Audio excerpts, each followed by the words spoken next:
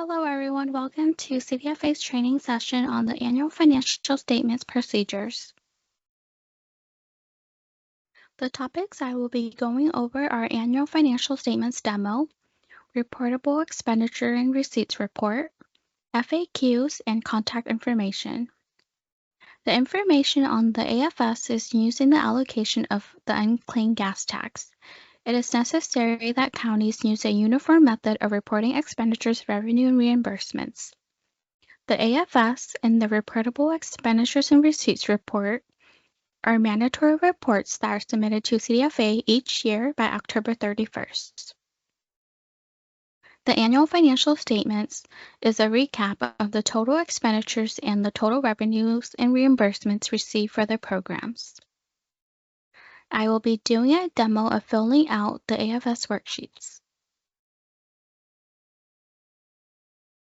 The AFS worksheets are not mandatory reports that must be submitted to CDFA.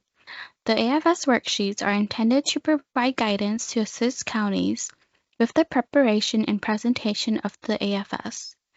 Users should keep in mind that this information is not intended to prescribe the method in which counties gather and compile the information necessary for completion of the AFS. Users can refer to the AFS Procedures Manual for detailed procedures.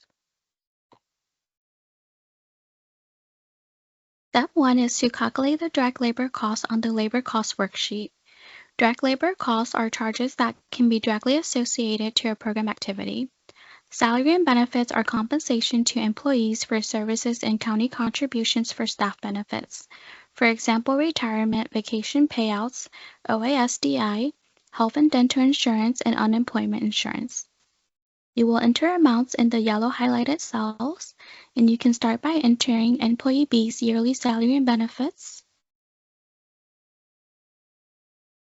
In this example, the yearly salary and benefits for Employee B is $785,498.15, and you can enter in the amount of hours performed for each program.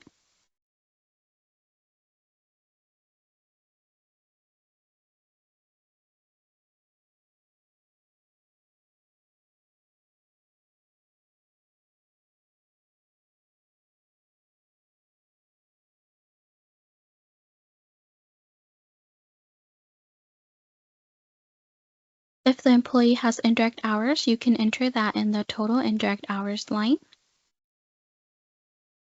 Excel can cause rounding issues. If necessary, enter a number for rounding so that your grand total at the bottom here matches the yearly salary and benefits for the employee.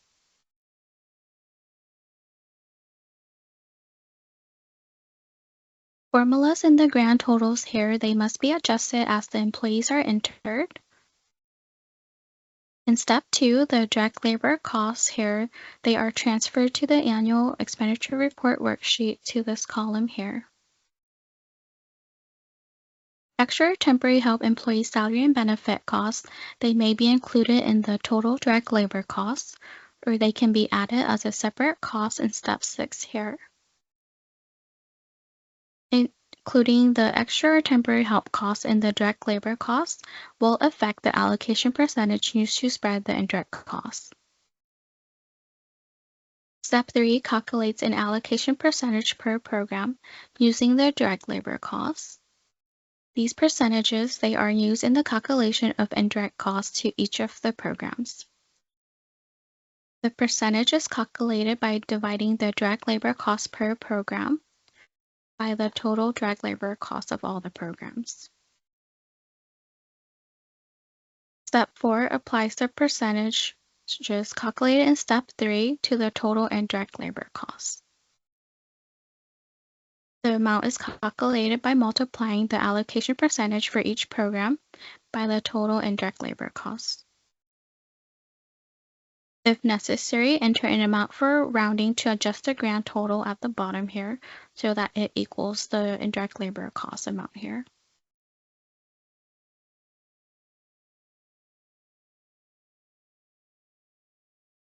Step 5 calculates the total labor cost for direct and indirect. The amount is calculated by adding the direct labor cost in step 2 to the and direct labor costs in step 4. In step 6, you can enter extra or temporary help costs if the county has them, or if this cost was included in the direct labor cost, you can skip to step 7. In this example, we do have extra help labor costs.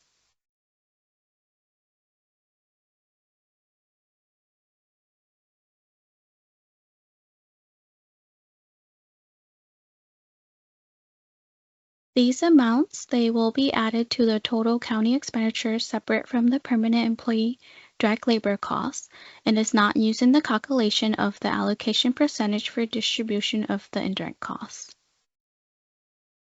In step 7, you can enter the supplies or services costs that can be directly related to a specific program into the corresponding program activity line.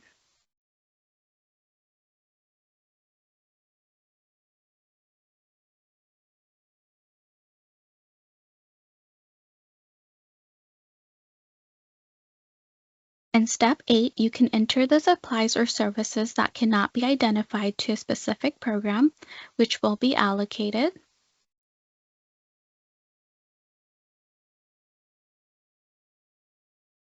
And the amount is calculated by multiplying the allocation percentage for each program from step 3 by the total indirect supplies or services. If necessary, enter an amount for rounding so that your grand total at the bottom here matches the indirect supplies or services amount here.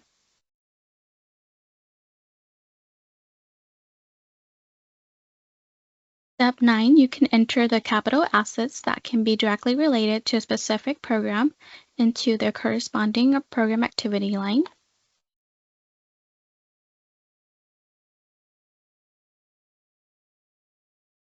Step 10, you can enter the capital assets that cannot be identified to a specific program which will be allocated.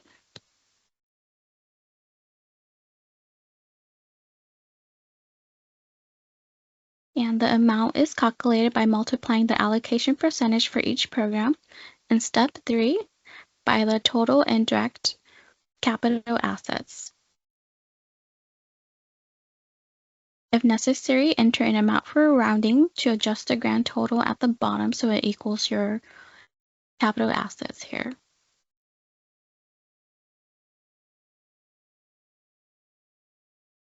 Step 11, you can enter other costs that can be directly related to a specific program into the corresponding program activity line.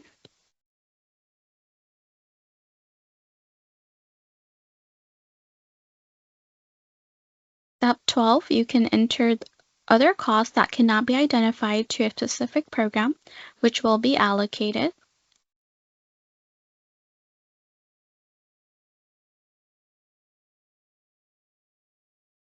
The amount is calculated by multiplying the allocation percentage for each program from step 3 by the total indirect other costs. And if necessary, enter an amount for rounding.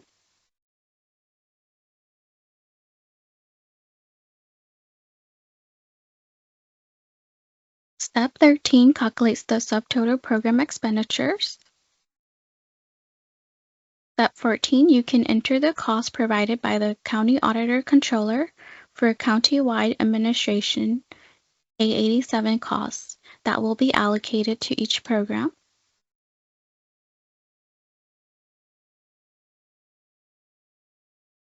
The amount is calculated by multiplying the allocation percentage for each program from step 3 by the total A87 costs.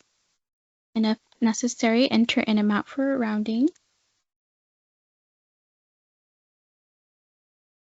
Step 15 calculates the total program expenditures, and the amount is calculated by adding the subtotal in step 13 and the A87 cost in step 14.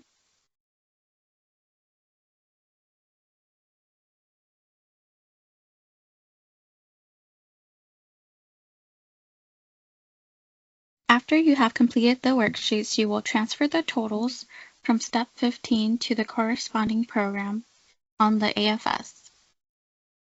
If you have an amount for rounding, transfer this to section 12C Other on AFS and label it Other Rounding. So in this example, you'll transfer the amounts in step 15 here to your expenditure for each program. And for rounding, we had 4 cents, so you'll put it on other rounding in the 4 cents. And your total expenditures on step 15 should match your total expenditures on the AFS. Add the revenue and reimbursements to the annual financial statement. Enter all revenue and reimbursement to their appropriate program activity lines on the AFS. Regulatory support reimbursement, Section A, is for unclaimed refundable gas tax.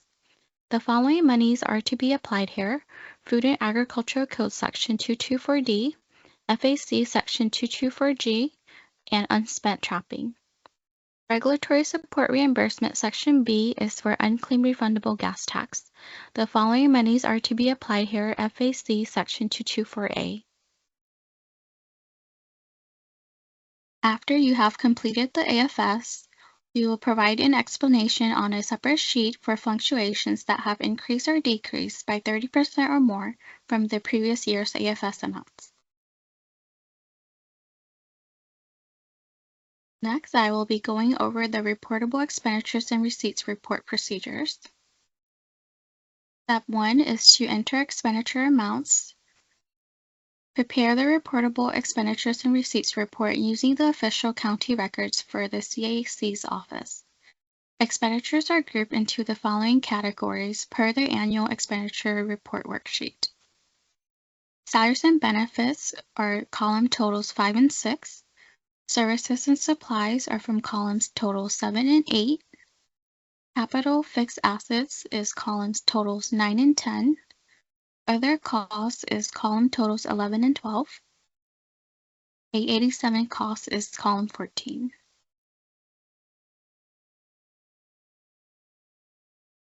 Step 2, total all expenditures. The total of 5 expenditure categories should be placed on the total expenditures line on the report. This total must match the total expenditures shown on the county records for the CAC's office. This total must also match the bottom line expenditures total on the AFS. Step 3 is to total the revenue and reimbursement. Enter the total revenue and reimbursements received for all programs on the total revenue and reimbursement line on the report. This total must match the total revenue and reimbursements shown on the county records for the CAC's office. This total must also match the bottom line revenue and reimbursements total on the AFS. Step 4 is to sign the certification and add contact information. Certify that the data on the reportable expenditures and receipts report have been reconciled with the county records. Add contact information of the person preparing the AFS and the reportable expenditures and receipts report. Step 5, explanations. Provide an explanation on a separate page for the following: negative amounts. If the amount in capital fixed assets represents more than 10% of total expenditures. If the amount in other charges represents more than 10% of total expenditures. And fluctuations that have increased or decreased by 30% or more from the previous year. FAQs. How are vacation and sick leave hours accounted for? When each individual's salary and benefit dollars are applied against their direct program hours, the vacation, sick leave, holiday hours, etc. are prorated into the programs based upon the percent worked in each program. What if the Ag Commissioner works direct hours in one or more of the programs? You can do an employee worksheet for the Ag Commissioner showing his or her direct labor hours and add a miscellaneous line to the bottom of the employee spreadsheet for the rest of his time. The direct labor dollars will calculate into the direct labor hours, and the remaining costs will be spread based upon direct labor costs. Why is extra help cost not included as part of the direct labor cost for allocation of indirect costs?